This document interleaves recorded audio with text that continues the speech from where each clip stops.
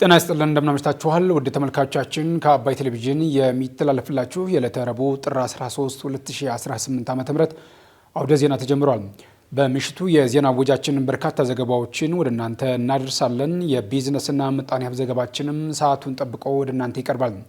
ዜናውን እየመራው ደግሞ እኔ ካሰኝር ጋር ከእናንተ ጋር ቆይታ አደርጋለሁ። አብራችሁን ቆዩ። በመጀመሪያው ክፍለ ጊዜ የመረጃ ጥንቅራችን ስናልፍ በጋምቤላ ከተማ አንጻራዊ ሰላም ቢገኝም በከተማው አብዛኛው አካባቢ ዝርፊያና ሌብነት በከፍተኛ ደረጃ እየተስተዋለ እንደሚገኝ ከተማ አስተዳደሩ መግለጹን፣ ዶናልድ ትራምፕ ኢትዮጵያ የአባይ ወንዝ ፍሰትን የሚያስቆም ግድብ ሰርታለች ሲሉ ሚዛናዊና እውነተኛ ያልሆነ ሀሳብ መሰንዘራቸውን፣ እንዲሁም በህገወጥ መንገድ ገንዘብ በማስተላለፍ ኢትዮጵያ ከ13 ሚሊዮን ዶላር በላይ እንድታጣ በማድረግ የተጠረጠረው ግለሰብ መከሰሱ መገለጹን ጨምሮ ሌሎች መረጃዎችን ወደ እናንተ እናደርሳችኋለን። አብራችሁን ቆዩ።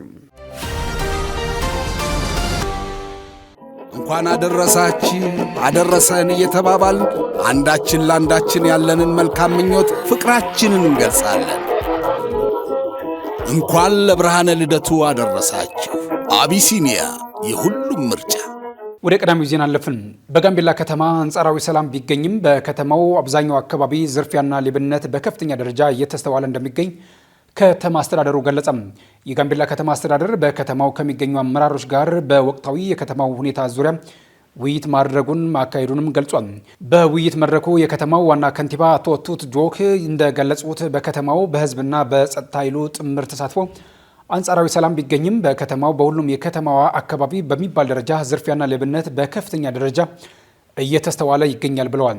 ከተማውን ለነዋሪዎቹ ምቹ ለማድረግ በርካታ ስራዎች መሰራት እንዳለባቸውና የተቋረጠው የመማር ማስተማር ስራም እንዲጀመር ማድረግ እንደሚገባና በዝርፊያና በሌብነት የተሰማሩ ግለሰቦችና ቡድኖች ላይ እርምጃ መወሰድ አለበት ሲሉም ገልጸዋል። ከተማው ካለበት ውስብስብ ችግር ወጥቶ አስተማማኝ ሰላም እንዲሰፍን የከተማው አመራሮች ኃላፊነታቸውን መወጣት እንዳለባቸውም አቶ ቶት አሳስበዋል። የመከላከያ ሰራዊት የማዕከላዊ እዝ ምክትል አዛዥና የጋምቤላ ክልል የጸጥታ ግብረ ኃይል ሰብሳቢ ሜጀር ጄኔራል ሙላቱ ጀልዱ በበኩላቸው በከተማው በአሁኑ ሰዓት አንጻራዊ ሰላም ቢኖርም እንደ ዝርፊያ እና ሌብነት ያሉ መልካም አስተዳደር እንቅፋት የሆኑ በርካታ እንቅስቃሴዎች እየታዩ መሆኑን ገልጸዋል። በከተማው አስተማማኝ ሰላም ሰፍኖ ማህበረሰቡ የዕለት ተዕለት ተግባሩን ያለ ስጋት እንዲያከናውንና የመማር ማስተማሩ ስራ ተጀምሮ እንዲሳለጥ በየደረጃው የሚገኙ አመራሮች ከጸጥታ ኃይሉ ጋር ተቀናጅተው መስራት አለባቸው ሲሉም ተናግረዋል። አሁን የተገኘው አንጻራዊ ሰላም አስተማማኝ ሆኖ ዘላቂ እንዲሆንና የተፈናቀሉ ወገኖቻችን ወደ ነበሩበት እንዲመለሱ አሁን ካለው የጸጥታ ኃይል ጋር በትብብር እንደሚሰሩ የውይይቱ ተሳታፊዎች መግለጻቸውን ከጋምቤላ ከተማ የመንግስት ኮሚኒኬሽን ጽሕፈት ቤት ያገኘነው መረጃ ያመለክታል። ባሳለፍነው የታህሳስ ወር ጋምቤላ ከተማ ጨምሮ በክልሉ የተወሰኑ አካባቢዎች የጸጥታ ችግር ተፈጥሮ እንደነበረም ይታወሳል። ዶናልድ ትራምፕ ኢትዮጵያ የአባይ ወንዝን ፍሰትን የሚያስቆም ግድብ ሰርታለች ሲሉ ሚዛናዊና እውነተኛ ያልሆነ ሀሳብ ሰነዘሩ። ከቀናት በፊት በአባይ ጉዳይ ኢትዮጵያና ግብፅን ለማደራደር ጥያቄ ያቀረቡት የአሜሪካው ፕሬዚዳንት ዶናልድ ትራምፕ ኢትዮጵያ የአባይ ወንዝ ፍሰትን የሚያስቆም ግድብ ሰርታለች ሲሉ ሚዛናዊና ተጨባጭ ያልሆነ አስተያየት ሰጥተዋል።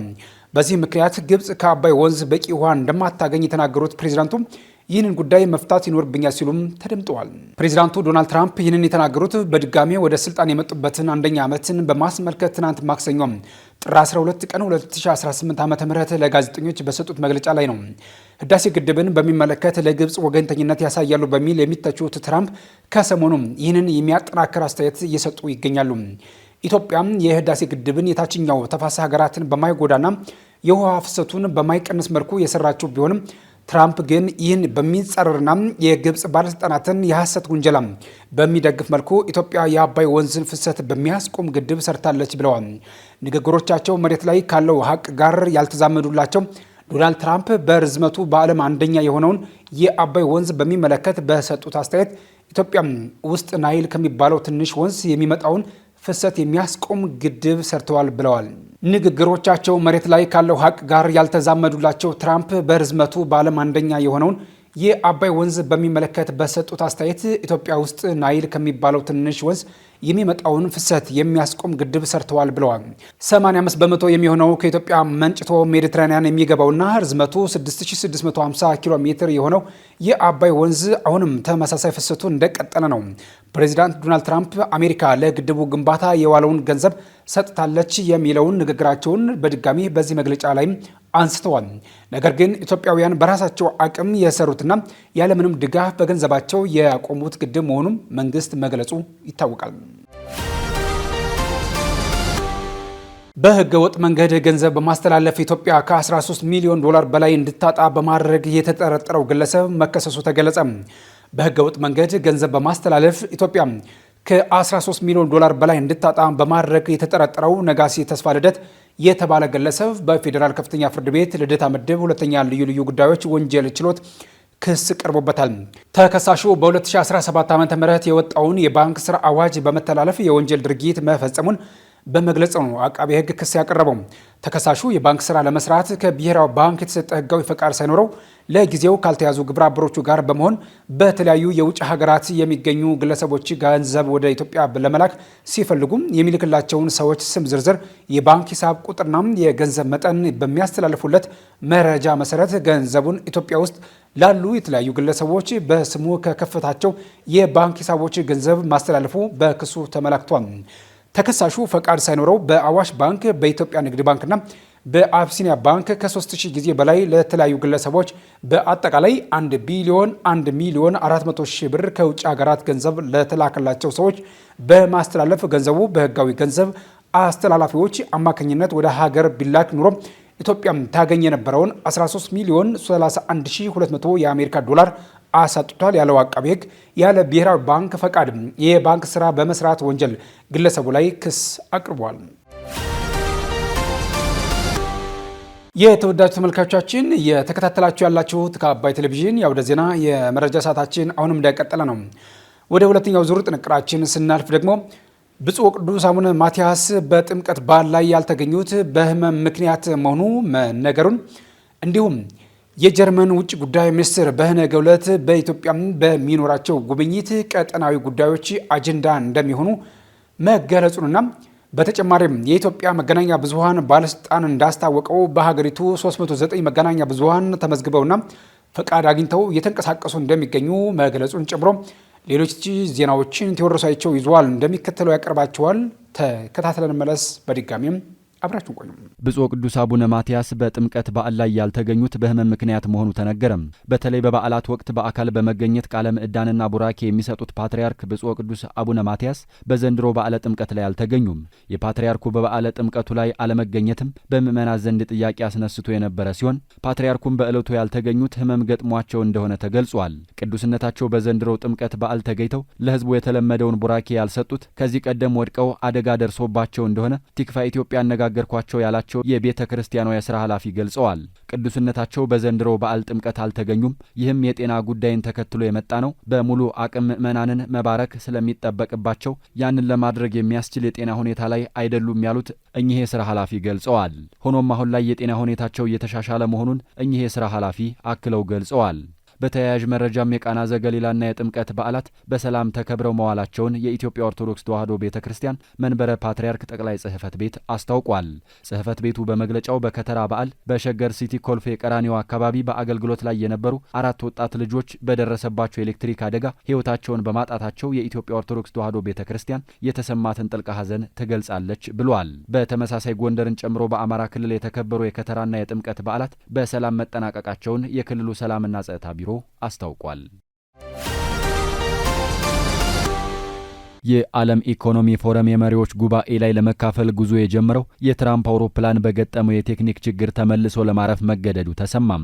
በስዊዘርላንድ ዳቮስ በሚካሄደው የዓለም ኢኮኖሚ የመሪዎች ጉባኤ ላይ ለመካፈል ጉዞ የጀመረው ዶናልድ ትራምፕ የተሳፈሩበት አውሮፕላን በገጠመው የቴክኒክ ችግር ምክንያት ተመልሶ ለማረፍ ተገድዶ እንደነበር ተሰምቷል። ይህንንም በተመለከተ የፕሬዝዳንቱ ኤርፎርስ ዋን አውሮፕላን በአነስተኛ የኤሌክትሪክ ችግር ምክንያት ተመልሶ እንዲያርፍ ተገዷል ሲል ዋይት ሀውስ አስታውቋል። ከፕሬዝዳንቱ ጋር ጉዞ ጀምረው የነበሩ ጋዜጠኞች የአውሮፕላኑ መብራቶቹ ለአጭር ጊዜ ጠፍተው እንደነበረ ተናግረዋል። አውሮፕላኑ ሜሪላንድ ወደሚገኘው አንድሪውስ የአየር ኃይል ጦር ሰፈር ከተመለሰ በኋላ ትራምፕ በሌላ አውሮፕላን ወደ ስዊዘርላንድ ማቅናታቸው ታውቋል። በዚህም ምክንያት ፕሬዝዳንቱ ከ3 ሰዓታት በላይ ዘግይተው ጉዟቸውን መጀመራቸው ነው የተነገረው። ፕሬዝዳንቱ በዳቮስ በሚካሄደው በዓለም ኢኮኖሚ ፎረም ላይ ንግግር ያደርጋሉ ተብሎ ይጠበቃል። ትራምፕ ከዚህ ቀደም በአውሮፕላኑ ላይ በተደጋጋሚ ቅሬታ ሲያቀርቡ የቆዩ ሲሆን ቦይንግ 2 አዳዲስ አውሮፕላኖችን በጊዜ ማድረስ ባለመቻሉ ምክንያት አስተዳደራቸው ባለፈው ዓመት አማራጮችን እየፈለገ መሆኑ አስታውቆ እንደነበርም አይዘነጋም። የኢትዮጵያ መገናኛ ብዙሃን ባለስልጣን በሀገሪቱ 309 መገናኛ ብዙሃን ተመዝግበውና ፍቃድ አግኝተው እየተንቀሳቀሱ እንደሚገኙ አስታወቀም። የኢትዮጵያ መገናኛ ብዙሃን ባለስልጣን በአሁኑ ሰዓት በኢትዮጵያ መገናኛ ብዙሃን ባለስልጣን በህጋዊ መንገድ ፍቃድና ምዝገባ አግኝተው የሚንቀሳቀሱ የብሮድካስት፣ የበየነ መረብ፣ የህትመትና የውጭ መገናኛ ብዙሃን ቁጥር 309 መድረሱን አስታውቋል። ባለስልጣኑ ዛሬ ጥር 13 ቀን 2018 ዓ.ም በጽሑፍ ባሰራጨው ጋዜጣዊ መግለጫ ላይ ፍቃድና ምዝገባ አግኝተው የሚንቀሳቀሱ 175 የብሮድካስት፣ 73 የበየነ መረብ፣ 20 የህትመትና 35 የውጭ መገናኛ ብዙሃን እንዳሉ ገልጿል። እንዲሁም 5 የክፍያ ኢንተርኔት ብሮድካስትና 1 ነጻ የኢንተርኔት ብሮድካስት መገናኛ ብዙሃን በአጠቃላይ 309 መገናኛ ብዙሃን በባለስልጣኑ ምዝገባና ፍቃድ አግኝተው እየተንቀሳቀሱ መሆኑን አስታውቋል። ከእነዚህም ውስጥ 254ቱ በስርጭት ላይ የሚገኙ ሲሆን 55ቱ ደግሞ በዝግጅት ላይ ናቸው ብሏል። በባለስልጣኑ ባለፉት 6 ወራትም ለ39 የመገናኛ ብዙሃን በፍቃድና ክትትል ዘርፍ የፍቃድና የብቃት ማረጋገጫ ሰርተፊኬት አገልግሎት መስጠቱ ተጠቁሟል። ባለፉት ዓመታት የዘርፉን እድገት ለማፋጠን በተተገበሩ የህግና የአሰራር ለውጥ መገናኛ ብዙሃኑ በቁጥር በአይነት እንዲሁም በተደራሽነት እድገት እንዲያስመዘግቡ ማስቻሉንም ባለስልጣኑ አስገንዝቧል። ባለስልጣኑ የመገናኛ ብዙሃን አዋጁንና ሌሎች የሀገሪቱን ህግጋት መሰረት በማድረግ የብሮድካስት አገልግሎት የፍቃድ ሁኔታን እንደሚወስን፣ ፍቃድ እንደሚሰጥ፣ እንደሚያድስ፣ እንደሚያግድ እንዲሁም እንደሚሰርዝ በመግለጫው ተመላክቷል። የጀርመን ውጭ ጉዳይ ሚኒስትር በነገው ዕለት በኢትዮጵያ በሚኖራቸው ጉብኝት ቀጠናዊ ጉዳዮች አጀንዳ እንደሚሆኑ ተገለጸ። የጀርመን የውጭ ጉዳይ ሚኒስትር ዶክተር ዮሐን ቫድፑል በምስራቅ አፍሪካ ለ2 ቀናት በሚቆየው ጉዟቸው ኬንያና ኢትዮጵያን እንደሚጎበኙ ተገልጿል። የውጭ ጉዳይ ሚኒስትሩ በዛሬው ዕለት በጀመረው ጉዟቸው ቀዳሚ መዳረሻቸው በሆነችው የኬንያ ዋና ከተማ ናይሮቢ መድረሳቸው ተገልጿል። ሚኒስትሩ ዛሬ ጠዋት ጆሞ ኬንያታ ዓለም አቀፍ አየር ማረፊያ ሲደርሱ በጀርመን የኬንያ አምባሳደር ስቴላ ሞካያ ኦሪና እንዲሁም በአውሮፓና የጋራ ብልጽግና ዳይሬክቶሬት ምክትል ኃላፊ ጁጅንጆ አቀባበል ተደርጎላቸዋል። በኬንያ ቆይታቸው ናይሮቢ ውስጥ ከኬንያ ፕሬዝዳንት ዊልያም ሩቶ ጋር ይወያያሉ ተብሎ ይጠበቃል። እንደ ጀርመን ውጭ ጉዳይ መስሪያ ቤት መረጃ ሚኒስትሩ ኬንያ ውስጥ የሚወያዩት በሁለትዮሽ ግንኙነት፣ ቀጠናዊና ዓለም አቀፋዊ የደህንነት ጉዳዮች ላይ ነው። ከኢኮኖሚ ልዑካቸው ጋር የተጓዙት ዮሐን ኬንያ ውስጥ በጀርመን ኩባንያ እገዛ የሚንቀሳቀስ የትምህርት ተቋምን እንዲሁም ዓለም አቀፍ የሰላም ተነሳሽነት ተቋምን ይመለከታሉ ተብሏል። ሚኒስትሩ በነገው ዕለት ደግሞ ወደ ኢትዮጵያ ያቀናሉ ተብሏል።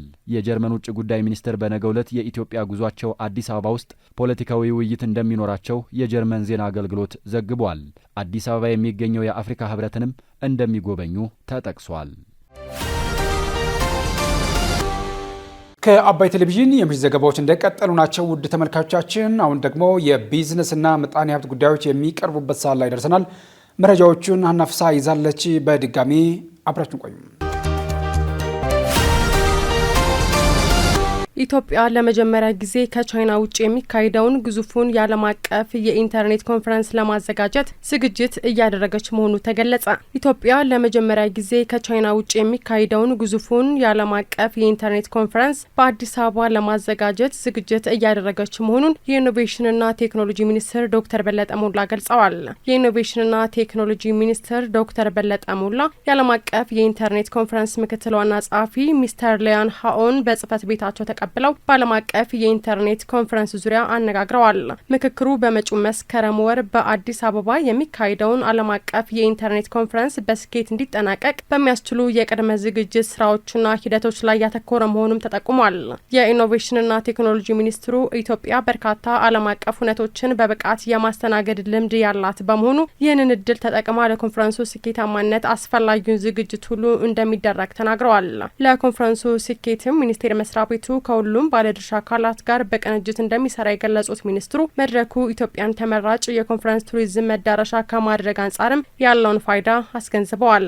የዓለም አቀፉ የኢንተርኔት ኮንፈረንስ ምክትል ዋና ጸሐፊ ሚስተር ሊያን ሃውን በበኩላቸው ኮንፈረንሱን በአዲስ አበባ ለማካሄድ የሚያስችሉ የቴክኒክ ስራዎች መጀመራቸውንና በቅርቡም በቅድመ ዝግጅቱ ላይ ትኩረት ተሰጥቶ በትብብር እንደሚሰራም ተናግረዋል። እንደ አውሮፓውያን አቆጣጠር ከ2012 ጀምሮ በየዓመቱ በቻይና ሲካሄድ የቆየው ይህ ኮንፈረንስ እንደ ጉግል፣ IBM፣ ኒቪዲያ እና አሊባባ ያሉ ከ200 በላይ ግዙፍ የዓለም አቀፍ የቴክኖሎጂ ተቋማትን በአባልነት የያዘ ትልቅ መድረክ መሆኑም ተጠቁሟል።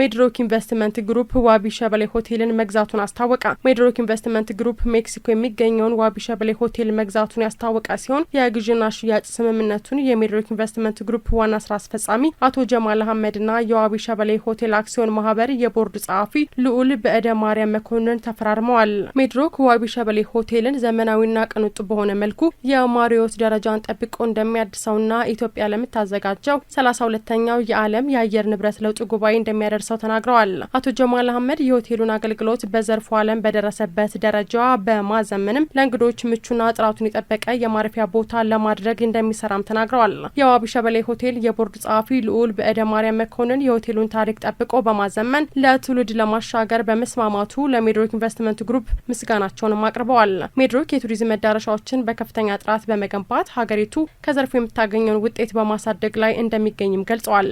ባሳለፍነው ሳምንት በሜድሮክ ኢንቨስትመንት ግሩፕ የተገነባው ደንብ ኢኮሎጂ ተመርቆ ወደ ስራ መግባቱ ይታወሳል። የባንኮች የዶላር ፍላጎት ከአቅርቦቱ አንጻር በ24.7 ሚሊዮን ዶላር መብለጡን የኢትዮጵያ ብሔራዊ ባንክ ገለጸ። የኢትዮጵያ ብሔራዊ ባንክ ባካሄደው የውጭ ምንዛሬ ጨረታ የባንኮች የዶላር ፍላጎት ከአቅርቦቱ አንጻር በ24.7 ሚሊዮን ዶላር መብለጡን ከብሔራዊ ባንክ ድረገጽ ያገኘነው መረጃ ያመለክታል። ብሔራዊ ባንክ ትናንት ማክሰኞ ጥር 12 ቀን 2018 ባካሄደው 15ኛው ዙር የውጭ ምንዛሬ ጨረታ ከተሳተፉ 21 ባንኮች መካከል 6ቱ ዶላር ሳያገኙ እንደቀሩ ብሔራዊ ባንክ ገልጿል። በትናንትናው ጨረታ ማዕከላዊ ባንክ ለጨረታ ያቀረበው 70 ሚሊዮን ዶላር ቢሆንም በጨረታ የተሳተፉ ባንኮች ባቀረቡት ዋጋ የተጠየቀው አጠቃላይ የውጭ ምንዛሬ መጠን ግን 94.7 ሚሊዮን ዶላር እንደሆነ ብሔራዊ ባንክ ይፋ ያደረገው የውጤት መግለጫ ያሳያል። በተያያዘ መረጃም የሀገር በቀል የኢኮኖሚ ማሻሻያ አጀንዳ አፈጻጸም ላይ አራተኛው የጋራ የኢኮኖሚ ማሻሻያ ፕሮግራም ግምገማ በስኬት መጠናቀቁን የኢትዮጵያ ብሔራዊ ባንክና የገንዘብ ሚኒስቴር አስታውቀዋል።